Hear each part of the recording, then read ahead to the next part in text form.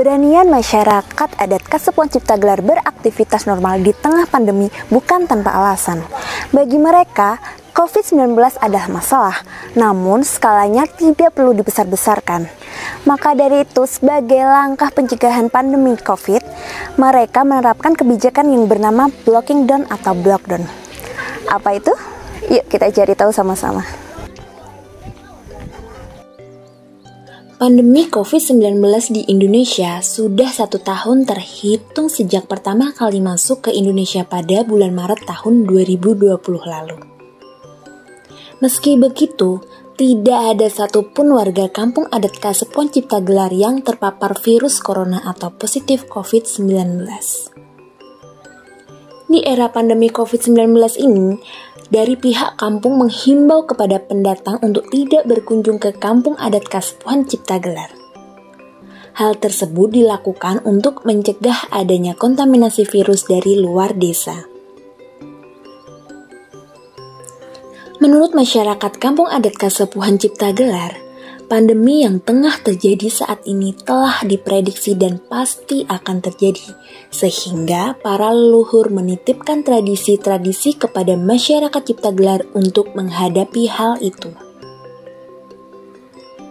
Konsep menjaga keseimbangan ini menurut penuturan Kang Yoyo sebagai juru bicara Kasepuhan Ciptagelar ialah dengan ritual pembayaran pajak safar dan sedekah roah. Maksudnya di sini ialah untuk menjaga komunikasi antara lahir dan batin pada penghuni tanah air pada daerah yang mereka tempati. Sehingga keseimbangan antara manusia dengan lingkungan bahkan sesuatu hal yang tak tampak pun akan terjalin dengan baik.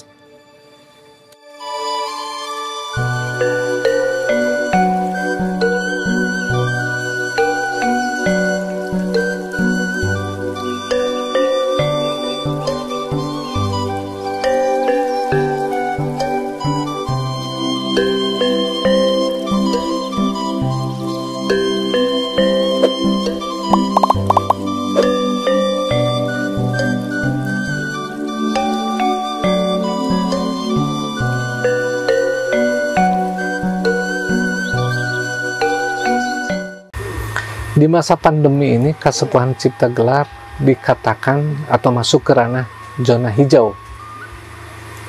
Jadi, di zona hijau kami bisa melakukan aktivitas 100%. Selama pandemi, Kasepuhan melakukan, kalau negara kan melakukan lockdown.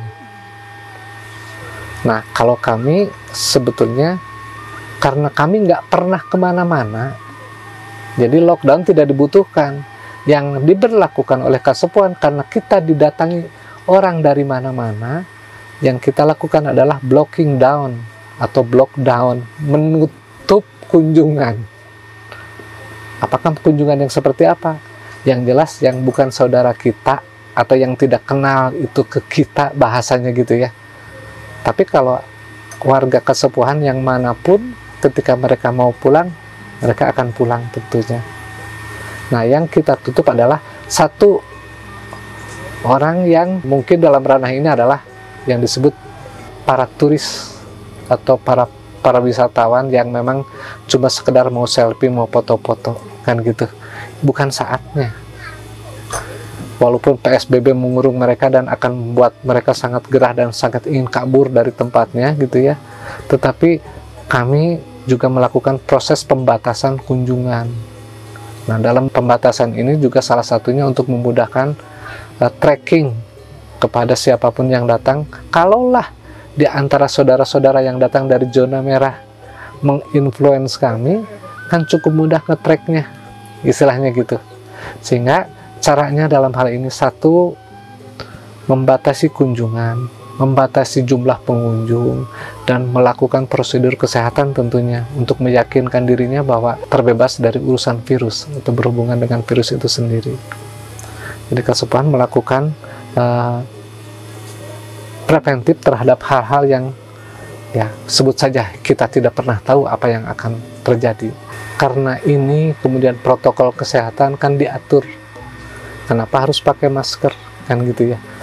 Kemudian untuk mengecek, membuktikan bahwa di tubuh kita tidak ada virusnya, kemudian ada rapid test, ada antigen, antibody dan sebagainya kayak gitu kan. Itu protokol kesehatan yang diberlakukan untuk semakin meyakinkan bahwa kita memang benar-benar clear atau clean. Nah, bagi kami yang kemudian yang keluar, tentunya kami pun harus melakukan paling tidak ya pakai masker gitu ya. Paling tidak mengikuti aturan yang telah diberlakukan. Kalau tidak akan jadi masalah bagi kami. Kalau kami paling tidak mengikuti apa yang telah diberlakukan oleh pemerintah dalam hal ini untuk sama-sama membuat dan memberikan ketenangan ya bagi mereka, yang terutama bagi kita sendiri. Itu adalah kebaikan.